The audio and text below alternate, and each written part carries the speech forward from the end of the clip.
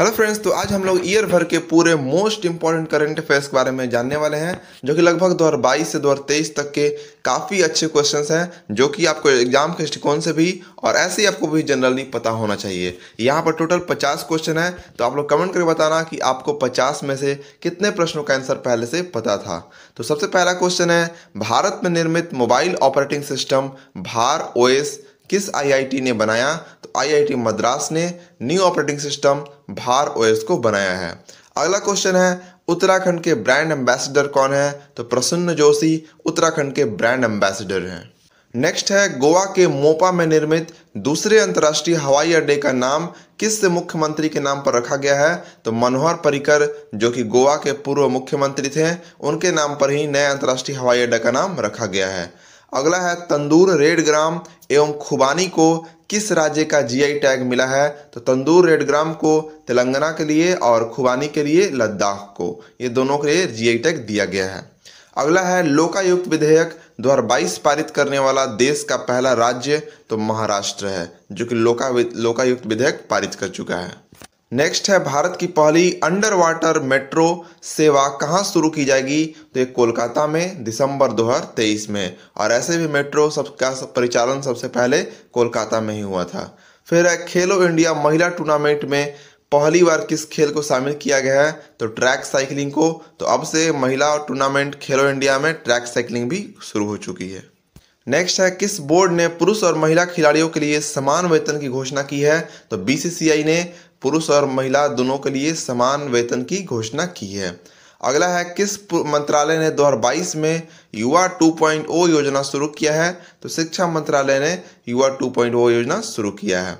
फिर है, कहाँ पर पहला ग्रीन फील्ड हवाई अड्डा डोनी पोलो हवाई अड्डे का उद्घाटन नरेंद्र मोदी द्वारा किया गया है? तो यहाँ पर ग्रीन फील्ड हवाई अड्डा, जिसका नाम है डोनी पोलो, के ईटानगर में इसका उद्घाटन किया गया है। ईटानगर राजधानी है अरुणाचल प्रदेश की। अगला है, राष्ट्रपति द्वारा किस आईआईटी में परम कामरूप सुपर कंप्यूटर सुविधा का उद्घाटन किया गया है? तो इसे गुवाहाटी में उसका उद्घाटन किया गया है, जो कि असम का राजधानी है। फिर से है, भारत सरकार के पोषण अभियान के तहत किस महीने को राष्ट्रीय पोषण माह या नेशनल न्यूट्रिशन मंथ के रूप में मनाया जाता है? तो सितंबर को प्रत्येक वर्ष में पोषण माह के रूप में मनाया जाता है। अगला क्वेश्चन है, हाल ही में किसे उनके उपन्यास द 7 मून्स ऑफ माली अल्मेड़ा के लिए 2022 का बुकर पुरस्कार मिला है? तो सिहान करुणा तिलक को 2022 का बुकर पुरस्कार मिला है। नेक्स्ट है, भारत में पहली बार किस देश के दूतावास ने निहोंसु के लिए जीआई टैग के लिए आवेदन किया? तो जापान ने निहोंसु के लिए जीआई टैग के लिए आवेदन किया है, जो कि पहला बार दूसरा देश का है। नेक्स्ट है, वर्ष 2022 में कितने लोगों को पद्म विभूषण पुरस्कार दिया गया? तो 4 लोगों को दिया गया है, जिनमें से 2 लोग प्रभा अन्ने, जो भारतीय शास्त्रीय संगीत से संबंधित हैं, और एक है जनरल बिपिन रावत, जो कि पहले सीडीएस है, जिन्हें मरणोपरांत दिया गया है। अगला क्वेश्चन है, 16 नंबर 8वें अंतर्राष्ट्रीय योग दिवस का थीम क्या है? तो मानवता के लिए योग, यह इसका थीम था, मानवता के लिए योग। नेक्स्ट है, टॉम ऑफ सैंड के लिए किसे अंतर्राष्ट्रीय बुकर पुरस्कार मिला 2022 का? तो गीतांजलि श्री को टॉम ऑफ सैंड उनके कृति के लिए अंतर्राष्ट्रीय बुकर पुरस्कार से सम्मानित किया गया है। नेक्स्ट है, अमित्रा नामक भारतीय रोबोट किसके द्वारा विकसित किया गया? तो ये इसरो के द्वारा विकसित किया गया है। नेक्स्ट है, किस देश में प्रधानमंत्री नरेंद्र मोदी ने आह्वान किया था भारत चलो और भारत से जुड़ो? तो जापान से पीएम मोदी ने आह्वान किया था भारत चलो भारत से जुड़ो। अगला है, विश्व की पहली नैनो यूरिया संयंत्र का उद्घाटन मोदी द्वारा किस राज्य में किया गया? तो इसका उद्घाटन गुजरात में किया गया है।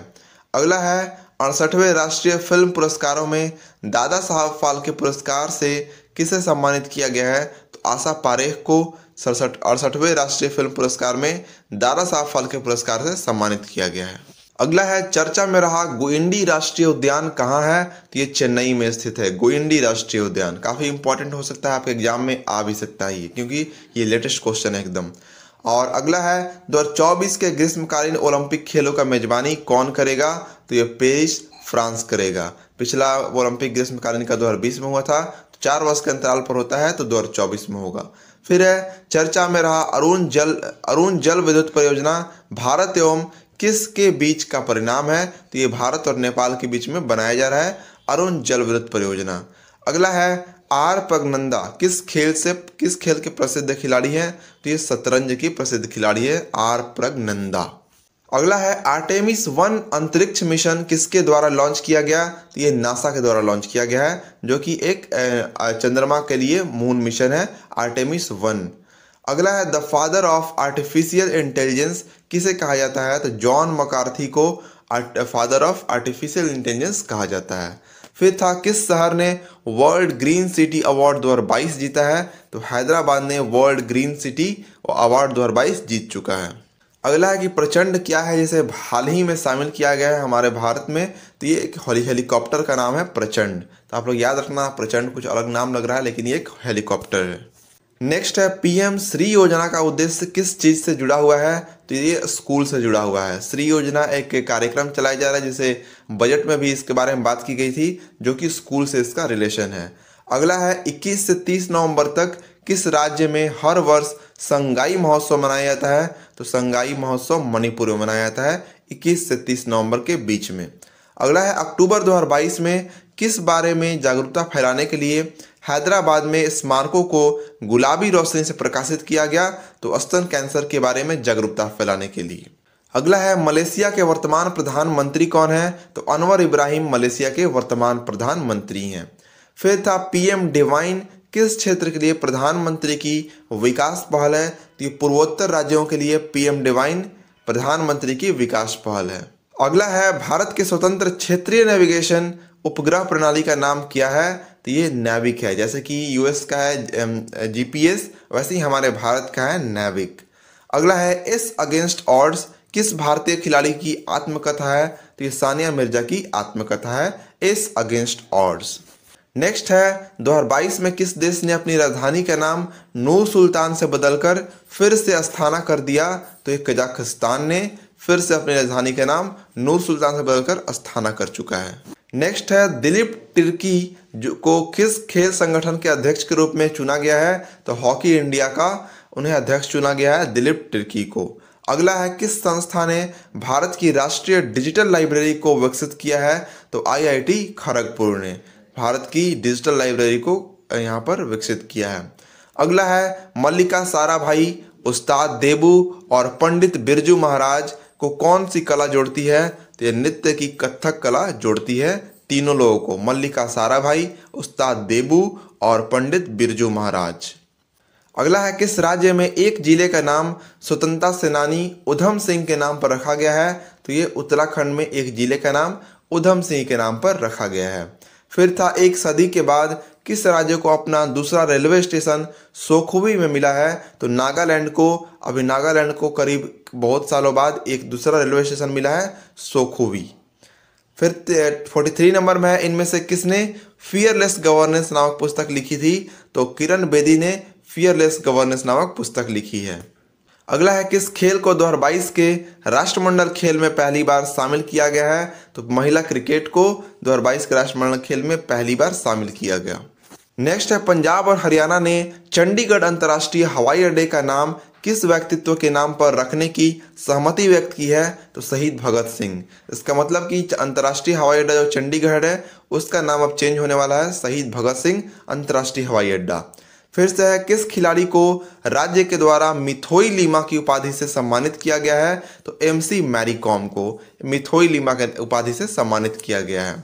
अगला है सरकार की घोषणा के अनुसार सितंबर 2022 में भारत का पहला नाइट स्काई सेंचुरी कहाँ स्थापित किया जाएगा? तो लद्दाख में पहला जो है नाइट स्काई सेंचुरी स्थापित होने वाला है। नेक्स्ट है छत्तीसगढ़ में कितने नए जिलों का गठन हुआ है? तो 4 नए जिलों का गठन हुआ है, जिसमें है मनेन्द्रगढ़, चिरमिरी, भरतपुर और शक्ति। और अगला है लखनऊ हवाई अड्डे का नाम किस पूर्व भारतीय प्रधानमंत्री के नाम पर रखा गया? तो चौधरी चरण सिंह के नाम पर रखा गया है लखनऊ हवाई अड्डे का नाम। अगला है EOS-02 क्या है? तो ये इसरो द्वारा विकसित एक पृथ्वी अवलोकन उपग्रह है। तो यहाँ पर टोटल 50 क्वेश्चन है। उम्मीद करते हैं आपको सारे क्वेश्चन समझ में आए होंगे, और किसी भी तरह का कोई डाउट हो तो आप कमेंट करके जरूर पूछना। और इसी तरह के अच्छे कंटेंट्स और अच्छे क्वेश्चन से जुड़े रहने के लिए वीडियो को लाइक एंड चैनल सब्सक्राइब करना भूलें। मिलते हैं जल्द ही नए अपडेट के साथ में और नए क्वेश्चन के साथ में। जय हिंद, जय भारत फ्रेंड्स।